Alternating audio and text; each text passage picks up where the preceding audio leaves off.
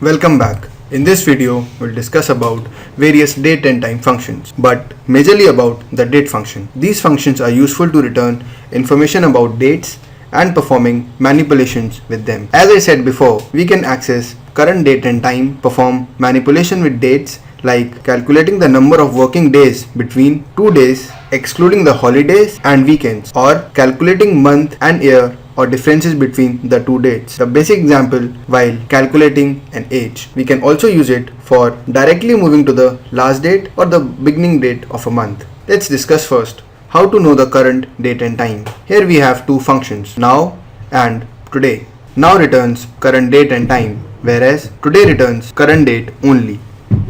Date function helps to generate date with input of year, month and day. Next one is date value. It helps to convert a date string to a date format. Let's look at these functions in Excel.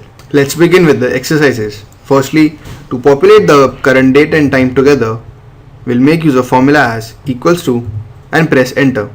So this function has given the current date and time. If we wish to find only the current date, we'll make use of function today equals to today, parentheses open, closed and enter. So by this we have got the date. As you can see that here we have values against year, month and day. Now to populate date, put formula as equals to date.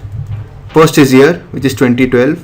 Next is month, 10th and the day. We'll press enter. As discussed in the previous videos, we can change the format of date by formatting cells. Go to next section. Moving to next question. Here we have a date value as a text string. Now to convert it into date format, write the formula as equals to date value and select the date.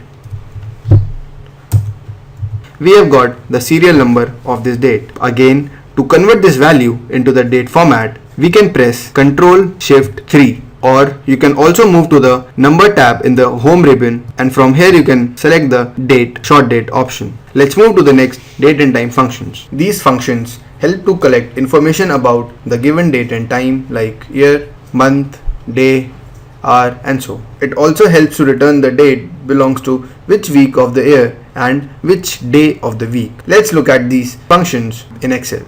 As you can see, here we have the current date and time in the cell B2. Now to extract the year, so we'll use the function equals to year and choose the cell. By this function, we have now extracted the value of year. Similarly, we can do it for month equals to, press enter, and then day and time, which is hour, minute, and we can also extract second by using the function second. Now to find which week of the year date belongs to, we'll use the function week num equals to week num and we'll select the cell B2. So we are in the 15th week of the year, and to know the weekday, we'll use the function equals to weekday and we'll select the cell. And this is the 6th day of the week. Let's discuss more functions. Now we'll discuss the functions which are used to perform manipulation with the dates. The function EO month returns the last date of the month shifted by the given number of months in both forward and backward directions. Datif is used to return difference of days, months or years between two days based on second argument, which is D, M, Y respectively. It is also used to calculate the aging between two dates. Network days. Network days is used to calculate the number of working days between two dates. It excludes weekends and given holidays. Let's look at these functions by going through some examples in Excel.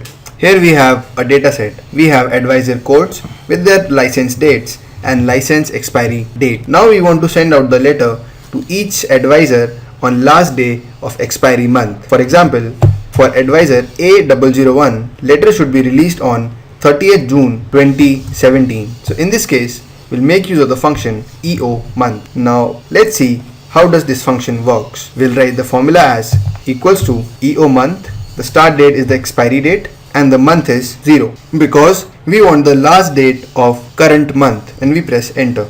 And here we have got the output. But in this case, instead of 0, if we would have used 1, then the value of this output would be 31st July 2017. Let's see. So the date has been shifted by 1 month. Let's try again. Right now let's write -1 instead of 1. Now you see the output. The date has shifted 1 month before the actual date. Similarly, we can get dates for year month for coming months also. Now let's again make it as 0, the current month, and we'll copy the formula to the rest of the cells in this column. So here you can see that we have got the value for the last date of every month where the license is getting expired. Moving to the next question. I want to calculate the vintage of each advisor as of now in terms of year. Let's see how we can do it. So we'll write the formula as equals to date DIF, and we'll move to the cell license date, which is B2. We have taken the date, and the next is today because we want the vintage till today, and then we'll write year. Why? Because in terms of year. Similarly, for month difference we can write M, and for days we can write D. By this formula we will get the output of for how many years the particular advisor is staying in the company. So we'll press enter, and here we can see that the advisor A001 is in the company from the last 2 years. So we'll copy the formula and paste it to the rest of the cells, and here we have got the respective values. Let's now calculate the net working days between two dates. The dates is 1st August 2014 and 30th September 2014, and here we have the dates for holidays. In between these two dates we have the list of holidays. Let's now calculate the net working days. We'll write the formula as equals to net work days. So now we need the start date, which is 1st August 2014, the end date, and the list of holidays. So we'll select this column, press enter. This function has now given us the net working days between the 2 days, excluding the number of holidays. In this video we discussed about the number of date and time functions used in Excel. In the next video we'll discuss upon the financial functions in Excel. Thank you.